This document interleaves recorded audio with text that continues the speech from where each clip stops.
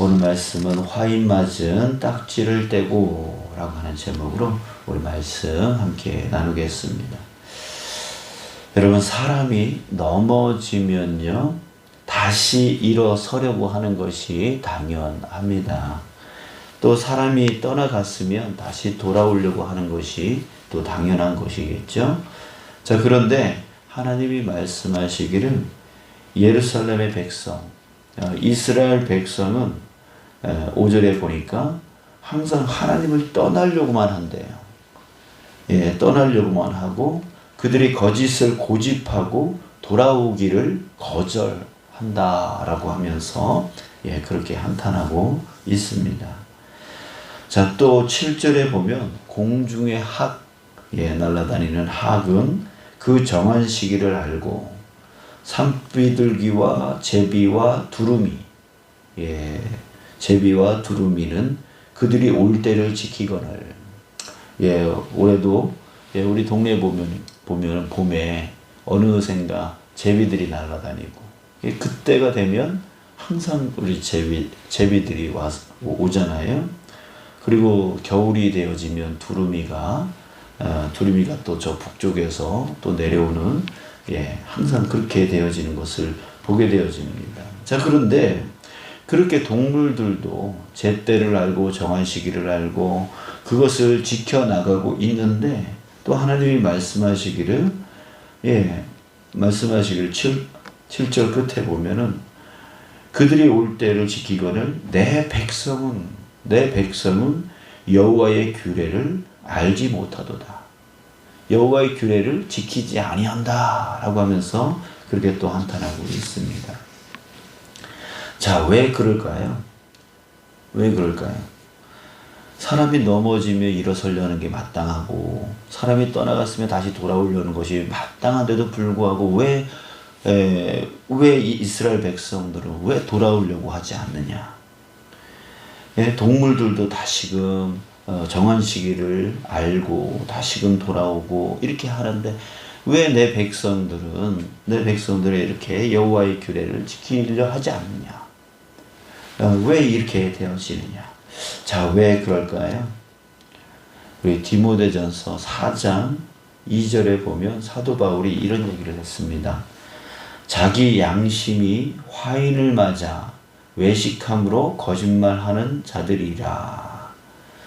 자기 양심이 화인을 맞았다라고 하는 말을 했습니다. 여기서 화인 맞았다라고 하는, 화인이라고 하는 것은 불도장을 얘기합니다.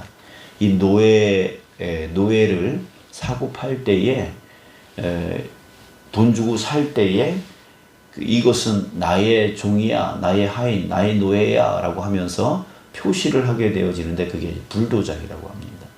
이게 불도장을 딱 찍는 거예요. 그렇게 될 때 이제 그러니까 우리가 말하는 화상을 입게 되어지는 거죠. 그 화상을 입게 되어진 그 자리가 나중에는 딱딱하게 굳어져 가지고 감각을 잃어버리는 거죠. 그게 바로 화인 맞았다라고 하는 거예요. 감각을 잊어버리는 거예요. 그러니까 결국 양심의 화인을 맞았다라고 하는 것은 자기 자신들의 그 악한 행동에 대해서 감각이 무뎌진 자, 자기가 죄를 지었어도 죄를 지은지를 모르는 거예요. 그러니까 내가 무슨 죄를 지었습니까? 내가 무슨 잘못을 했습니까? 라고 하면서 자기의 그 잘못으로부터 회개하지를 않는다는 거죠. 돌아오지를 않는다는 거예요. 그러니까 여기 앞에서 하나님이 너희들은 왜 돌아오지 않느냐? 너희들은 왜 나의 규례로 돌아오지 않느냐? 지키지 않느냐라고 하는 것은 왜 그러냐면은 무뎌져 있기 때문에 자기가 잘못한 것을 잘못한 것으로 여기지 아니하고 죄 지은 것을 죄 지은 것으로 여기지 아니하니까 돌아오지 않는 거예요. 그러면서 여기 5절 끝에 보면 거짓을 고집한다는 거죠. 나 잘못한 거 없다. 나 죄 지은 게 없다. 모르는 거예요. 그러니까 거기에 머물러 있는 거죠. 고집하고 있는 거죠. 그게 거짓의 자리인 줄 모르고 있는 것이죠. 분명 하나님 말씀에 그릇되게 행동하면서도 모른다는 거예요. 오히려 그것을 정당화시키고 나 잘못한 거 없다라고 하면서 그 잘못을 깨닫지 못하는 상태에 되어졌다라고 하는 것이죠. 자, 그래서 이스라엘 백성들이 화인 맞은 상태가 되어진 거예요. 무뎌져 있는 거예요. 감각을 잃어버리고 있는 것이죠. 자, 여러분, 최근에 이렇게 깨달은 적 있으십니까? 아, 내가 지금 하나님이 원치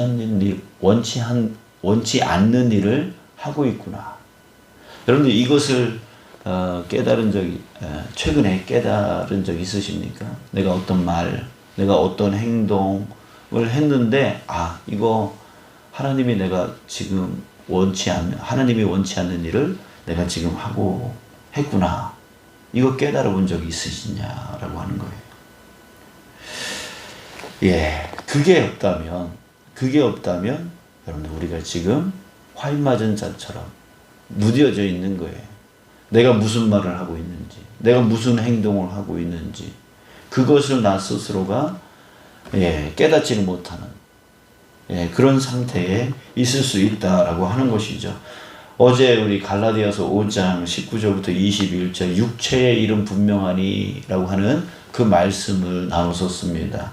우리 그것을 다시 한번 보면은 하나님이 원치 않는 것들, 하나님이 원치 않는 것들을 이렇게 말하고 있어요. 음행, 더러운 것, 호색, 우상숭배, 주술, 원수 맺는 것, 분쟁, 시기, 분냄, 당짓는 것, 분열함, 이단, 투기, 술취함, 방탕함, 그리고 이와 같은 것들. 이렇게 말하고 있습니다. 이런 것들이 하나님이 원치 않는 것이다 라고 말하고 있는 것인데, 여러분들, 내가 싸우고 있는데도 그것이 하나님이 원치 않는 일이다 라고 하는 것을 모른다는 거예요. 내가 화내고 있는데 그것이 하나님이 원치 않는 일이다 라고 하는 것을 몰라요. 내가 사람들하고 원수 맺고 있는 거, 저 사람 미워하고 있는 거, 그것이 하나님이 원치 않는 일이다 라고 하는 것을 몰라요. 내가 비난하고, 내가 불평하고, 내가 남 험담하고, 음행, 어떤 성적인 어떤 문란함 가운데 또 계속 그런 것들을 쫓아가는 것들에 대해서 그렇게 하고 있음에도 불구하고 이게 하나님이 원치 않는 일이다라고 하는 것을 알지 못해요. 이게 뭐예요? 바로 화인 맞은 자의 모습이다. 양심이 화인 맞아 묻어버렸어요. 깨닫지를 못해요. 이거 하나님이 원치 않는 일이야. 이거 하나님 앞에서 죄야. 이거 하나님 앞에서 잘못되어진 거야. 라고 하는 것을 몰라요. 그냥 그것을 그냥 해버려요. 그러면서 속으로는 이거 어쩔 수 없는 거야. 아니야, 이거 하면서 이거를 정당화시키거나 아니면은 그냥 어쩔 수 없는 거야 라고 하면서 그렇게 행동을 해버리고 그것이 잘못이다, 그것이 죄다, 하나님이 원치 않는 일이다 라고 하는 것을 깨닫지 못하면서 그것을 계속 반복하면서 그런 죄 가운데 빠져버리는 거죠. 그게 바로 오늘 말하고 있는 바로 양심의 화인 맞은 자의 모습. 바로 하나님이 사람이 넘어지면 일어서려고 하는 게 마땅하고 사람이 떠나갔으면 다시 돌아오려고 하는 것이 마땅한데 이스라엘 백성들은 돌아오지 않는 것처럼 거짓을 오히려 고집하는 것처럼 그 모습이 바로 이 모습이다라고 하는 거예요. 여러분, 우리가 다시 한번 우리 화인 맞은 그 딱지를 떼는 자 되어지를 간절히 소원합니다. 그래서 조금만 내가 하나님의 그 말씀에서 벗어나기만 하면 이거 내가 하나님이 원치 않는 일을 하고 있구나라고 금방금방 그 양심이 알게 되어지고 깨닫게 되어지고 그래서 그 자리에서 하나님 정말 제가 죄를 지었습니다라고 주님 앞에 무릎 꿇을 수 있는 그 마음과 회개가 있을 수 있는 자. 그래서 그 죄로부터 완전히 돌아서서 이제 다시는 내가 비난하지 않겠습니다. 내가 다시는 어떤 일이 있어도 불평하지 않겠습니다. 내가 싸우지 않겠습니다. 내가 다시는 하면서 다시 결단하면서 주님의 도우심을 구하고 주님의 길, 주님이 말씀하시는 그 길을 온전히 쫓아가서 주님의 빛된 삶을 살고 주님의 맛을 드러낼 수 있는 그런 삶으로 나아가고자 하는 그 삶이 우리에게 있기를 간절히 소원합니다. 자, 그랬을 때에 어떻게 하면 우리의 양심이 다시금 살아나서 금방금방 하나님이 원치 않는 일이구나 라고 하는 것을 깨달으며 살 수 있습니까? 그것은 바로 나 스스로가 깨달을 수 없는 것이죠. 내 얼굴에 무엇이 묻었는지 알려면 어떻게 해야 되는 거예요? 거울을 봐야 되는 것이에요. 나 자신을 볼 수 있는 거울 앞에 서야 되는 것이죠. 그게 바로 그 거울이 뭐라고 그랬어요? 바로 말씀이라고 했습니다. 그래서 그 말씀이 나로 하여금 그 진리 앞에 우리가 설 때에 나에게 이런 흠이 이런 더러움이 있구나라고 하는 것을 알 수가 있는 거예요. 알 수가 있는. 그래서 주님 말씀 앞에 항상 우리를 노출시켜야 되는 것이고 나 자신을 그 말씀을 통해서 나 자신을 봐야 된다라고 하는 것이죠.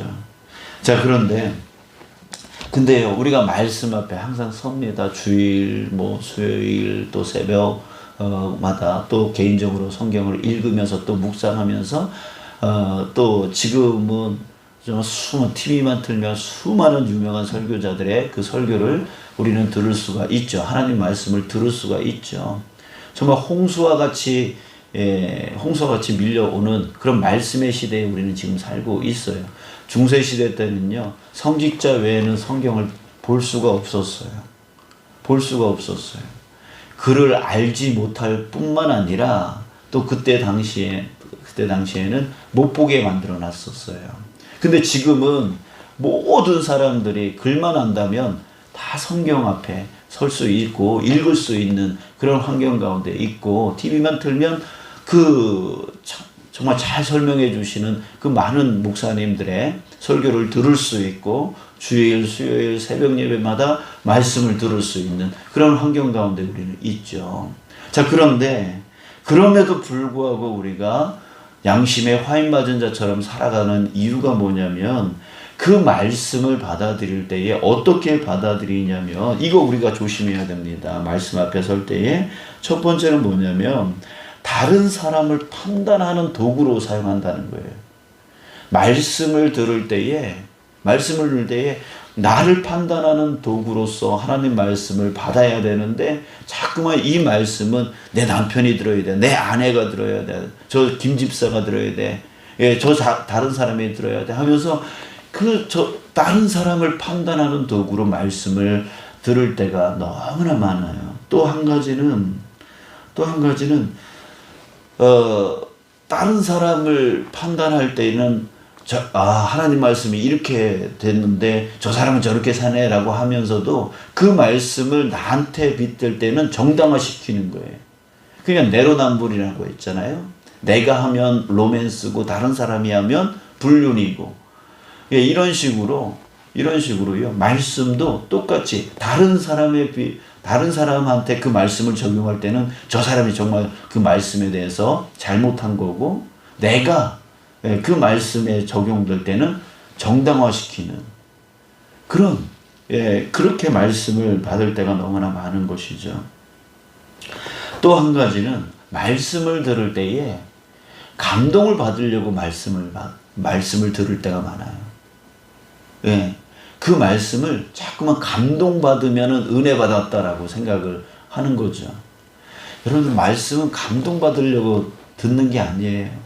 말씀은 그 말씀대로 살아가려고요. 하나님의 말씀이니까. 하나님이 나를 위해서 이렇게 살아라 라고 하는 명령이니까. 그 말씀을 우리는 살려고 듣는 거지. 그 말씀대로 살려고 듣는 거지. 그 말씀으로 감동받으려고 듣는 게 아니라고 하는 것이죠. 그런데 이 시대에 우리 많은 성도들이 말씀의 은혜를 받았다 안 받았다 이것을 어떻게 판단하냐면 자기가 감동받은 것을 갖고 은혜를 따져요. 아니에요. 하나님의 말씀은 나를 교정하고 나를 고치시고 나를 올바른 길로 이끌어가는, 그래서 교훈과 책망과 바르게 함과 의로 교육하기에 유익하다라고 했어요. 성경이 바로 그 도구라고 했어요. 우리를 영생의 길로 이끌어가는 것이 바로 말씀이라고 했어요. 그러니까 결국은 하나님 말씀은 내가 듣기 좋은 것이든 듣기 싫은 것이든 그 말씀을 내가 그 말씀을 어떤 말씀을 듣든 간에 그 말씀을 따라가려고 들으려고 하는, 듣는 그 자세가 있어야 된다라고 하는 것입니다. 여러분들, 우리에게 말씀이 없다면, 말씀을 멀리하면서 신앙생활을 한다라고 한다는 것은 불가능한 일입니다. 여러분, 우리 말씀 앞에 설 수 있는 자 되어지기를 원합니다. 그리고 그 말씀 앞에서 누구를 봐야 된다고요? 나를 볼 수 있어야 됩니다. 내가 어떤 더러운 가운데 있는지, 어떤 죄 가운데 있는지, 어떤 잘못한 가운데 있는지, 나의 삶을 바로 고쳐나가는 도구로서 하나님 말씀을 들어야 되는 것이고, 또 하나님이 바라고 원하시는 삶은 어떤 삶인지, 나를 통하여 이루려고 하시는 뜻이 무엇인지를 알고 깨닫고 그 일을, 그것을 살려고 말씀을 듣는 우리가 되어야 될 줄 믿습니다. 그럴 때에 우리는 죄의 유혹 가운데서 멀어지고 올바른 진리의 삶을 살아가는 진정한 그리스도인의 삶이 될 줄 믿습니다. 우리 오늘도 내가 지금 하나님이 원치 않는 일을 하고 있구나, 이렇게 금방금방 깨달아 나갈 수 있는 그런 영적인 감각이 회복되어질 수 있는 저와 여러분들 되어지기를 간절히 소망합니다. 그리고 저 사람 보지 말고 그 말씀 앞에 나를 볼 수 있는 우리가 되어지기를 원합니다. 이것이 바로 살아있는 그리스도인의 온전한 삶이 되어지는 거예요. 우리 그렇게 회복되어질 수 있도록 오늘 주님 앞에 구하시고, 또 기도 제목 우리 주님 앞에 구하고 돌아가는 귀한 시간 되어지길 바라겠습니다. 기도하시겠습니다. 아버지 하나님,